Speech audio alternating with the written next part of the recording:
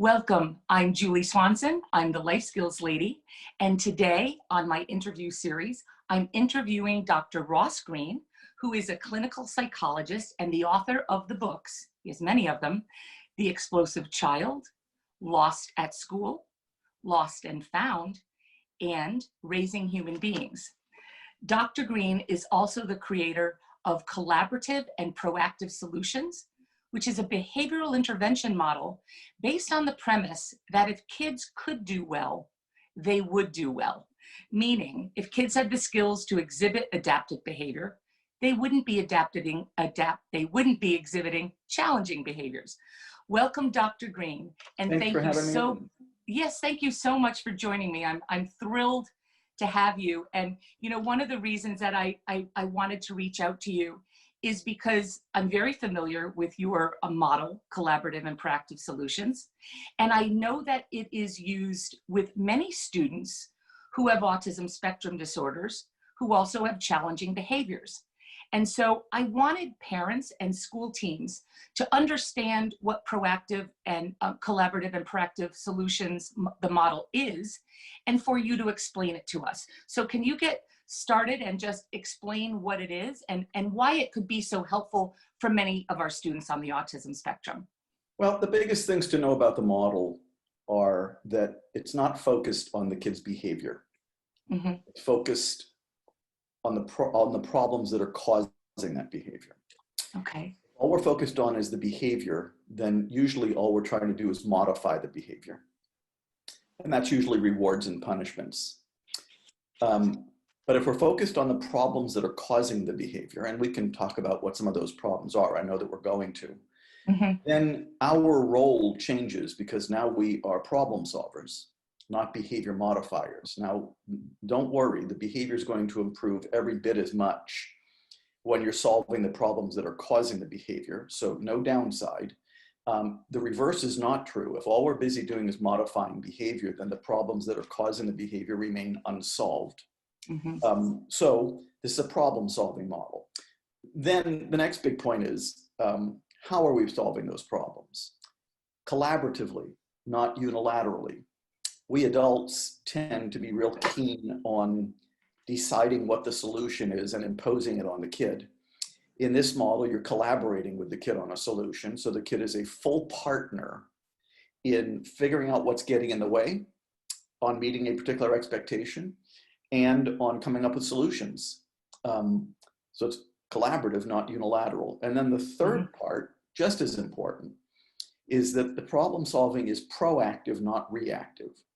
So often we adults wait until an expectation the kid has been having difficulty meeting for a very long time pops up yet again, and that's when we try to deal with it. Really poor timing. In this model, we are helping caregivers identify those unsolved problems or unmet expectations ahead of time, proactively, because they really are very predictable, so that those problems can be solved in a planned, proactive manner.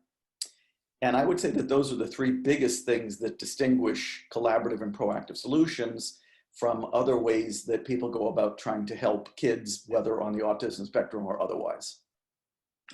So I would imagine, since this is a collaborative approach, talk about what skills, as we know, autism is a spectrum disorder, and some students on the autism spectrum may not be able to participate in a collaborative approach. Is there a particular criteria that a student has to be able to exhibit in order to participate in this model?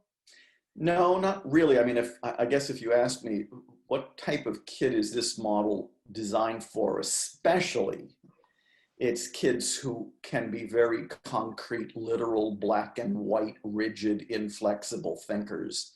Okay. The real dividing line is whether the kid is going to be able to participate in the spoken word.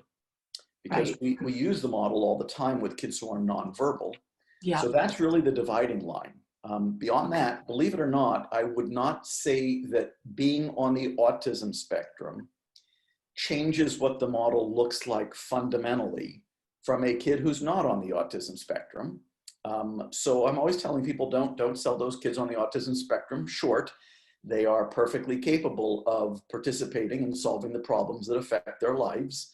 And we're going to Absolutely. find out what's hard for the kid about participating when we start trying to solve those problems with him or her. And I'm so glad that I asked that question, because as you know, I'm sure there's a lot of parents, or perhaps even people who work at schools, who wonder, well, what could this be something that works for a student who perhaps is nonverbal, perhaps has a communication device? And so I'm hearing you say, don't sell it short, be creative, it's possible. Totally. Okay, well that's great to know. So I've one of the reasons that another reason that I wanted to have you on is I've seen this work. I've seen, I've been a special education advocate for more than 20 years. I've seen this model used with many of the students with whom I work. Well, of course, I work with their parents, but I hear about it through the IP team process, and how successful it's been. And so I'm really excited to introduce it to parents. The other thing that why I wanted to have you on as an interview as part of the Life Skills Lady is so many folks don't realize the full breadth of what life skills are. So I'm just going to read the list to everyone, okay? And the categories are communication, functional academics, self-direction, social skills, leisure skills, self-care, home, school living, community use, health and safety. Now, let me read in particular what self-direction is: problem solving, exercising choice, initiating and planning activities, skills needed for independence, responsibility, and self-control, including starting and completing tasks, keeping a schedule, following time limits, following directions, making choices, etc. And so I want parents and school teams to understand that when they're advocating for students who have autism spectrum disorders, that this is your approach to perhaps what could be IEP goals and objectives around self-control, self-regulation, etc., are very much a functional skill that can be included in an IEP goal. And then the next step is, okay, so let's say parents or a school team member is successful getting an IEP goal into the IEP, the individualized education plan, that addresses self-regulation, or a goal around the collaborative problem solve, collaborative and proactive solutions. How does a parent or a school team member elicit a yes from the school team to get your approach into the school? What's involved in that? Is there a cost? How do you go about doing that? Well, it's very different depending on the receptivity of the school, depending on how the school normally does things. Some schools are pretty flexible and embrace new ideas fairly readily, and other schools less so. Right. If we have a less so school, I'm usually encouraging parents to find somebody in the building who they think will be receptive, who can help them navigate the system and know who they need to talk to, and good to know what you're dealing with, and good to have somebody guiding you on that. And usually you can find somebody in the building who's going to be recognize that these would be good things to include in a student's IEP, and may even recognize that what's being done now is not working so well. Yeah. In a school that is receptive, what I always say is there's an instrument that we use in this model called the assessment of lagging skills and unsolved problems. And I always say that I think that it should be the standard pre-referral triage instrument used in every school to figure out what's going on with the kid before you do a functional assessment, before you refer the kid for testing. You should do the assessment of lagging skills and unsolved problems. Let's see if we even need a functional behavior assessment. Let's see if we even need testing. Often we don't need those things once we've completed the assessment of lagging skills and unsolved problems, and completing it only takes about 45 to 50 minutes. But I always say that once the LSIP is completed, the IEP is pretty much written for you. And the functional behavior assessment is pretty much written for you. And there are samples of what an IEP and an FBA would look like using lagging skills and unsolved problems as the raw material on the website of my nonprofit, Lives in the Balance, which is lives, L-I-V-E-S, in the balance.org. Sometimes the reason schools have difficulty incorporating lagging skills and unsolved problems into an IEP is just because they need an example of what it would look like. All of the skills that you just mentioned would be fair game to put into an IEP. If the school is receptive, that's hurdle number one. And if they have a feeling for exactly how to word those goals, but that's all on the Lives in the Balance website, so people have a resource that they can use. I am so excited to learn about the assessment that you just mentioned. And how does somebody get that assessment? Is it? They get on the Lives in the Balance website. It's free.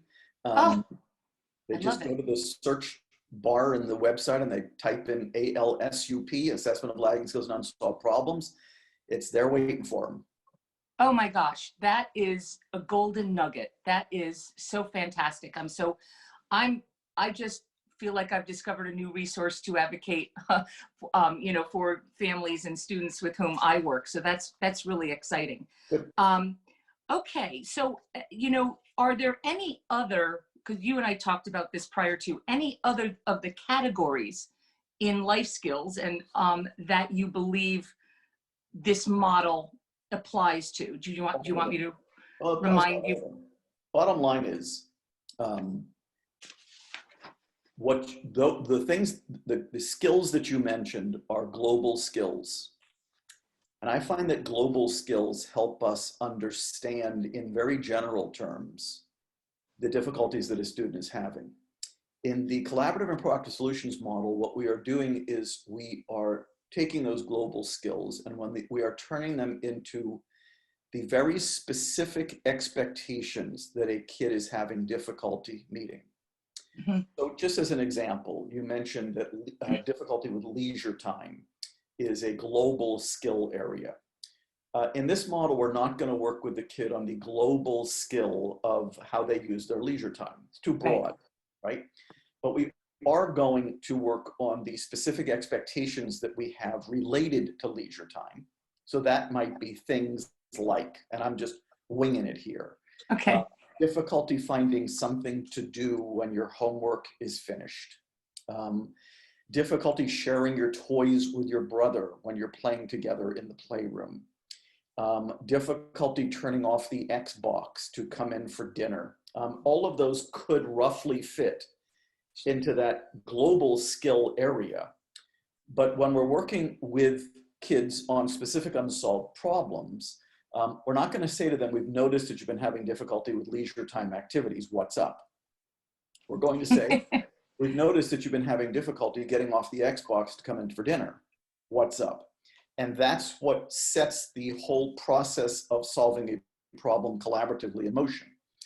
That kicks off the first step, which is the empathy step, which is where we are gathering information from the kid about what's making it hard for them to meet that expectation. The second step is the define it all concern step, which is where the adult is entering their concern into consideration, namely why they think it's important that that expectation be met. And the third step, the invitation, is where kid and caregiver are collaborating on a solution that's going to address the concerns of both parties. That's much more feasible if you're working on a specific expectation than it is if you're working on a very global skill area. So while the global skill areas are very important as it relates to helping us understand in very global terms what the child is struggling with, we need to make it a little bit more specific if we're going to actually be solving the problem in the ways that I just described. So you went through the steps. I believe the first one was empathy. I don't know what the second was, and the third was invitation. Second. Empathy, what was the second? Define it all concerns is the second, and invitation is the third. Right. So I would imagine that this model requires some training. And I know that because I first met you at an all-day workshop that you did presenting to folks at a school district. And I know it's involved, right? So let's get back to that challenge where a parent or somebody who works in a school team wants to apply this to one of their students, right? But they need the training. Mhm. How does the parent and or the member of the school team go about getting that training? There are so many ways to go about getting trained. Words Okay. cannot say, but Oh, good. first of all, if I wanted to start with the easiest ways to get trained, on the Lives in the Balance website, there is a walking tour for parents and a walking tour for educators, filled with streaming video and audio programming to teach them how to use this model. It's free. Everything on the website is free, so I don't keep after saying it's free. Everything on the website is free, and there is just massive amounts of resources on the website that people can access at no charge. If they want to go further on the website, there are hundreds of podcasts that they can listen to. Hundreds that they can listen to if they want to go further. If they want to spend money, they're dying to spend money, they can buy a book. If you're a parent and you have a behaviorally challenging kid, I would recommend The Explosive Child. If your kid is not so challenging, I would recommend Raising Human Beings. If you're an educator and you're new to the model, I would recommend Lost at School. If you've already read Lost at School, I would recommend Lost and Found. So books are available. But we also do all kinds of trainings. We do skill enhancement trainings for parents and educators. Those are on the Lives in the Balance website. Those are not free. We do one-day introductory trainings, and a lot of those are available in streaming video, so people don't have to attend live, especially during a pandemic. We do two-day advanced trainings. So there's all kinds of trainings that people can access, some free, others not free, but it all depends on how people like to learn, and it all depends on the intensity of the training that they're looking for. Thank you for that. You know, I'm thinking about the fact that when we look at our country as a whole, and many of the school districts who are challenged with many students in schools with challenging behaviors, and there's a disciplinary approach used, and we even have police officers in our schools, which, you know, I don't think anybody thinks is an overly terrific idea. This particular district that I attended your workshop, I think was being very proactive and so smart, because they did your workshop to train everyone in the entire district to be able to use this approach. And it's such a wonderful alternative solution to some of the other things that aren't working in our school districts to help kids be more successful. Can you talk about any of the statistics or how you know your approach is working, or some really great stories that are turnaround stories in school districts? Well, in schools, we know that the model, because of research, dramatically reduces or eliminates discipline referrals, dramatically reduces or eliminates detentions and suspensions in that. We know anecdotally that we have helped countless kids who otherwise would have been placed in very expensive outside placements stay in their home schools. Very important if we can pull it off. We know in families, there's a lot of research in families about what the model does. Dramatically improves behavior, dramatically improves parents' feelings of competence in disciplining their kids, reduces parenting stress. In inpatient psychiatry units and residential facilities and prisons and schools, dramatically reduces or eliminates the use of restraint and seclusion, something every school that is, and restrictive therapeutic facility that is still using those procedures should be working on getting rid of. So the cool part is that the model seems to have a dramatic effect wherever it is applied. in schools, the hard part isn't necessarily getting good at the model, believe it or not. It's a little hard, but eventually people get good at it if they put their minds to it. The hard part, and this requires putting your mind to it, is changing all of the structures that schools already have in place that push people toward intervening in ways that are unilateral and toward punishment. We also know that in this country, we have a disproportionality problem. We are using punitive discipline with Black and brown students greatly out of proportion to their numbers. That's a problem. Of course, if you're not using punitive discipline because you've replaced it with something better, then you don't have to worry about being disproportional in your use of punitive discipline because you're not using punitive discipline anymore. So that is an answer to that. And if you're going to be disproportional, better to be disproportional in solving problems with students than in punishing them. And so these are things that we are working on actively. We've got research showing the effectiveness of the model, and we do a lot of fundraising to try to expand the model so that many more schools and facilities and parents can benefit from it. Right. There's really no downside from what I'm hearing from you. And it makes me realize that I know when I'm at IEP team meetings, individualized education plan meetings, I so often hear, well, that's the way we do it.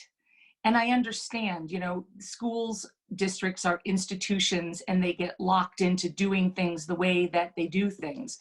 So I can appreciate the fact that you're saying that's the hardest part, is to change how the whole system may approach something. But I encourage anyone who's watching this who works in a school or a parent to truly check out this approach and see how it could work with one student, and perhaps it's your student and it could be something that the whole school district eventually does. In closing, what I'd like to say is, you know, one of the things that I say all the time is if kids could do well, they would, right? And I know that is the basis of everything you do. Can you give us any parting words or a takeaway for our viewers around the fact that if kids could do well, they would? The reason that's an important phrase is because of what we so often say about kids with behavioral challenges. You know, the expression is kids do well if they can. Oh, I screwed that up. I'm sorry. No, you didn't screw it up. But the next line is, if this kid could do well, he would do well. Okay. Unfortunately, kids do well if they wanna is still way too popular. And if you have a kids do well if they wanna mentality, then the reason you think a kid isn't doing well is because he doesn't wanna do well. And then you're gonna feel that your role in the life of this kid is to make the kid wanna do well. And that leads you to rewarding and punishing. But it also leads you to expressions like attention seeking and manipulative and coercive and unmotivated and limit testing as your explanations for why a kid isn't doing well. Well, the research doesn't tell us that challenging behavior is about seeking attention or manipulative or coercion or poor motivation. It tells us that these kids are lacking skills, and it tells us that these kids are having expectations that they are having difficulty meeting. Rewarding and punishing solves no problems and teaches no skills. The way we've always done it explains why it's the same 10, 20, 30 kids in every building that account for 80 to 90% of the discipline referrals in that building. That's proof that the way we've always done it isn't working, and it's proof that we're still losing a lot of kids. And we cannot justify that by saying that what we're doing is working for 90 to 95% of them. The ones who are doing well aren't doing well because of the way we've always done school discipline. They're doing well because they can. So we can either continue losing kids, and by the way, losing a kid costs society mammoth amounts of money in outside placements, in prisons, in crime. Losing kids is extraordinarily expensive. Either we keep losing kids or we change our structures and our practices so we stop losing kids. And what we do so that we stop losing behaviorally challenging kids benefits all kids. So it's win-win. Well, I love that. And, you know, I realize I have one more question, so I sort of lied because I was thinking of something while you were just talking. And that is, especially for many students who have autism spectrum disorders, there may be a board certified behavior analyst on their team, and the applied behavior analytic approach could be used in their program. Does collaborative and proactive solutions, is it in opposition to the using the principles of ABA, or can they live together in harmony? It totally depends on how the board certified behavior analyst was trained. Okay. There are many people trained in ABA who Sure. fully embrace the CPS model, feel that it fits in perfectly. And there are BCBAs who don't think it fits perfectly at all and are in some ways allergic to the model. So I'm always hoping that I've got a BCA who's open-minded and able to see that in many ways that a lot of people wouldn't even anticipate, collaborative and proactive solutions and applied behavior analysis actually meld together rather well. Believe it or not, they both spring from, at least in their roots, the exact same theories. Believe it or not. They have taken different turns in the road, but they spring from the same theories. And so there's a lot of common ground there. And that's why, like I said, a lot of BCBAs love the CPS model and embrace it and implement it. Totally depends on how the BCBA was trained. Okay. Well, I just want to thank you so much.